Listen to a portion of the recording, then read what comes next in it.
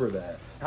How did so it went from regular snail mail to the JPay thing, and that's because people were using mail to get drugs. Putting dope behind the stamps and whatnot. They'll take Suboxone or whatever and put it behind the stamps, or make a false bottom, like you and the tricks that they use. Yeah, some of the stuff that some of these guys. This is what they'll do. They'll take Bibles now. They'll lace it with this shit. It's K2. I had never been around it before I went to prison, but I guess Spice they call it, right? But the way they act in there, man, they'll be screaming.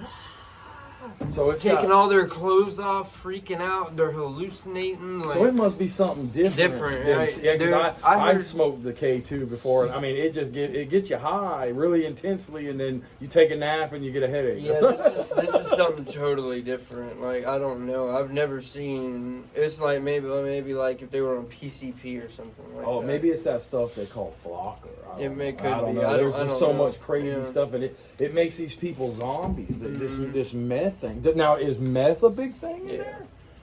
I couldn't imagine being in an environment like that where you can't sleep, you're wide-eyed. Oh my God. It's bad. It's not because So do they do drug test? Yeah, but it's not real. Like, it's almost kind of like a selective type thing. Right. Certain camps don't do it, and then other ones do. You know what I mean? Like, there were some camps I would get drug tested once a month, and other camps I went years without getting a drug test. So weed is almost kind of out of the question because it stays in your system so long. Or are they still a lot of the officers they prefer that.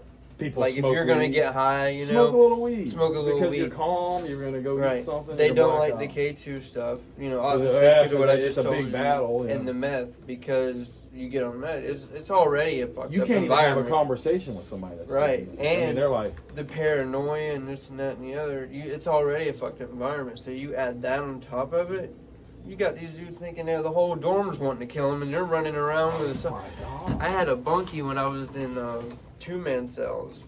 He was on ice, and he comes in there, and he's for sure. He swears to God that a gang has paid me to kill him, and he's standing in the back of the corner with his lock tied onto his canteen bag, and I'm locked in the room with this dude. And I'm like, I'm fixing to have to kill this. Yeah, I have. Or he's gonna kill me, And that pan out. Luckily, an officer was doing his rounds, and he's like trying to climb up the wall or whatever he's doing. I don't know, but the officer asked what was wrong with him, and he started freaking out, so they got him out of there. So I lucked out on that one.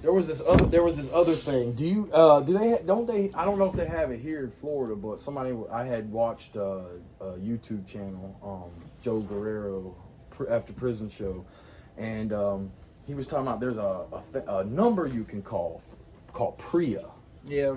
And basically, inmates kind of use that. Like, if there's somebody bad around that they really want to get rid of, they'll call that number and be like, yo, come get this guy. Nobody can get him with the hands. He's got control over a lot of shit. He's got people. PREA is a sexual thing. Right, but they'll say, hey, this dude's doing bad stuff to people, and then they'll come get his ass. They'll come snatch his ass up and take him to another camp. You see that a lot, but really what they'll do, they don't really do that. What they're gonna do, they're gonna come, if they can, I don't know, if you've already got a bad name, something happens, they might come lock you up under investigation, lock you up for a few days or whatever. Oh, but you're coming back to the same spot if there's nothing that comes up out of it. Like, I don't know how that system works, but like if you go tell an officer, that this person did it, by the time it circles and he gets back out, he knows that you're the one and they're coming for you. You know what I mean? So it's just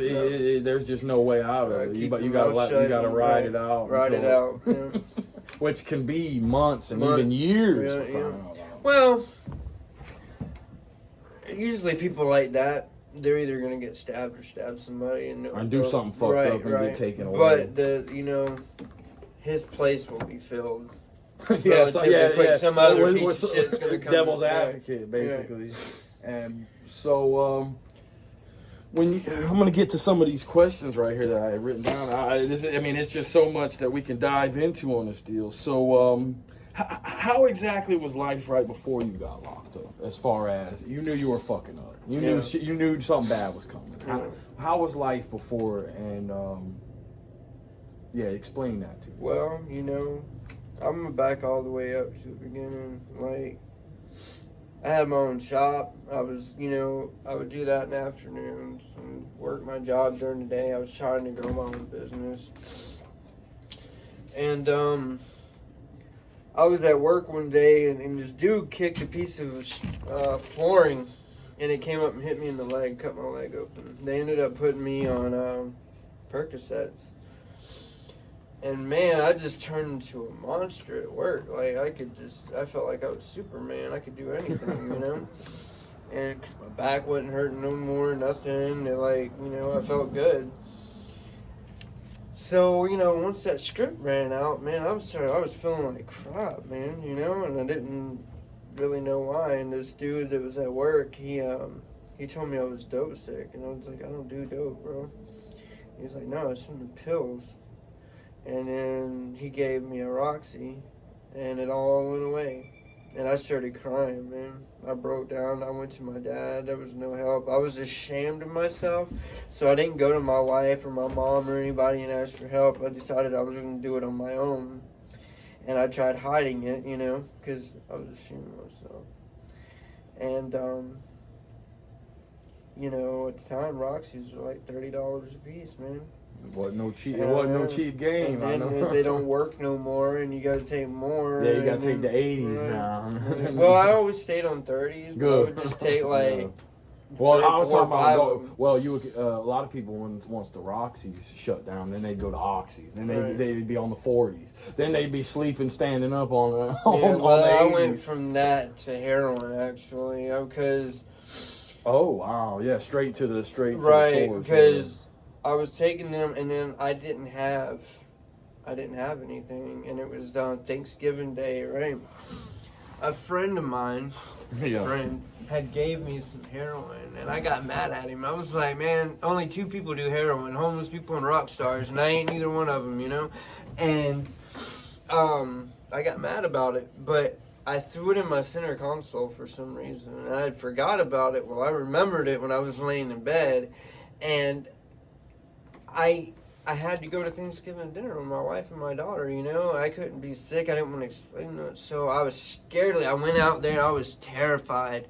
So I just took a little bit of it, and it all went away. And in my head, I was like, I just did a whole lot less than I normally do. So maybe I can use this and wean myself off of it. But it didn't happen because, that was just so much stronger. It was just a deadly weed, and it was grabbing and growing. And then it started, fentanyl was mixed in with that, and my tolerance kept growing, and I couldn't do it, man. And, I ended up getting kicked out of the house and stuff. I couldn't be around my daughter, and, because it was scary. Oh, this is why. I went on Google and seen that if you take meth, it will take away the withdrawal symptoms, and you can kick that habit. So I tried that and freaked out. Like, meth is not my thing. It's a bad deal. I ended up staying up for like 4 or 5 days. I'm seeing things that ain't there. I seen a fire truck pull up in the yard, and that never even happened. I thought my wife was after me. I ran out the door. So that's why when I say meth in prison, it just don't need to be there. Yeah, that's the one you don't want. So I completely just threw my whole life away, by just one thing happened. If this video helps anybody, I hope that, some younger person that's, messing around with pills or whatever, see it and stop it, because heroin, I was something, and it will all lead to that, eventually. And like I said, you were very talented. You were very talented. I never would have seen that for myself. I thought I was above that, Like, I looked down on drug addicts, you know what I mean? I was like, man, you're a scumbag. Yeah, you're I got my business, I got my house, I got cars, I got custom trucks, you know what I mean? And all that gone. And, I'm not going to lie, drugs can be fun, but anything that is that enjoyable will destroy you, you know what I mean?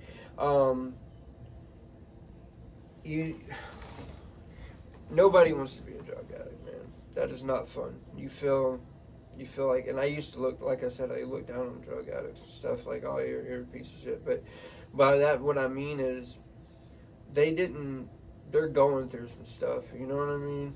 A lot of the people that I've talked to that have become drug addicts and stuff, like girls, they've got raped, they're trying to, deal with things, or they, simple as mine. I became a drug addict because obviously I have something, off in my body that just didn't, you know what I mean? I just wasn't able to help it. A dude kicked a piece of metal and it hit me in the leg, and it was over with. You know what I mean? It wasn't like I was out running the streets, going and looking for drugs and this and that and the other. I got hurt. I went to the doctor. I got some pills, and I became it just ballooned from there. Right. And then I ended up in prison. I'll tell you what, that stuff is some bad stuff. My mother has struggled with opiate addiction my whole life. I mean, my whole life, and currently still in denial. She completely destroyed her digestive system by taking those pills all the time, and then not eating anything. And the thing is that I know that my